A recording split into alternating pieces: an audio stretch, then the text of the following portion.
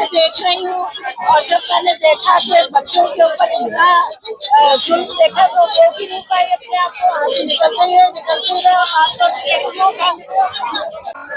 बस सबसे बड़ा सवाल यही है कि बच्चों की जो जेन्युइन मांग थी, उनकी बात बिल्कुल सही थी कि नीट का बार बार जो पेपर लीक हो जाता है सब है, तो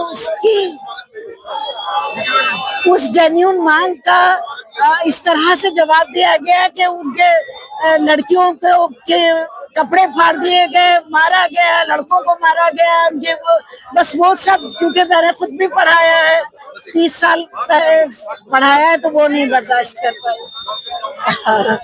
ये जो आंदोलन है वो मोदी सरकार के चूल्हे हिला रहा है। मोदी सरकार को बहुत ईगो था कि उनका कुछ नहीं होगा, लेकिन रोजी रोजगार और शिक्षा का जो सवाल है उस पर जिस तरह से जेनजी आगे आए हैं, वो धर्मेंद्र प्रधान का इस्तीफा लेकर ही आंदोलन खत्म होगा।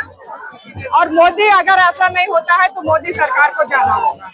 आंदोलन हम लोगों के लिए बहुत जरूरी था, क्योंकि हम लोग दिल्ली पहुंच नहीं पाए, हमारे बच्चे पढ़ते हैं, उनका स्कूल खुल गया है, और जैसा भी बर्बरता से उन पर लाठीचार्ज दिल्ली में किया गया जंतर मंतर पे, इसका घोर विरोध होना चाहिए।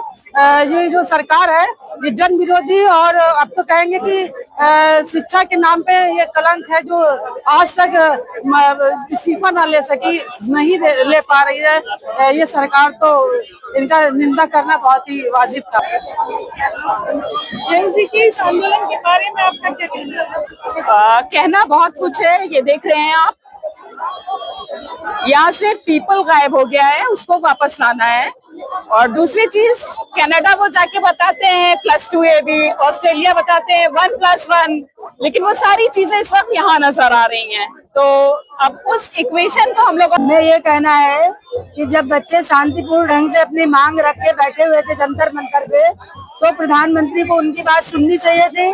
धर्मेंद्र प्रधान का इस्तीफा मांगने के अलावा और तो बच्चों ने कुछ नहीं कहा, लेकिन उनके ऊपर सदन शुरू होने की वजह से इतनी जातियां की गई, लाठीचार्ज करवाया गया पुलिस के माध्यम से, आंसू गैस के गोले छुड़वाए गए, लेकिन सरकार अपनी जगह टस से मस नहीं हो रही। इस कारण ये पूरे देश में इस आंदोलन ने उग्र रूप ले लिया, और हर जगह जितने भी स्टेट्स हैं इस देश के, सभी स्टेट्स में अलग अलग आंदोलन हो रहे हैं। जंतर मंतर पे तो जो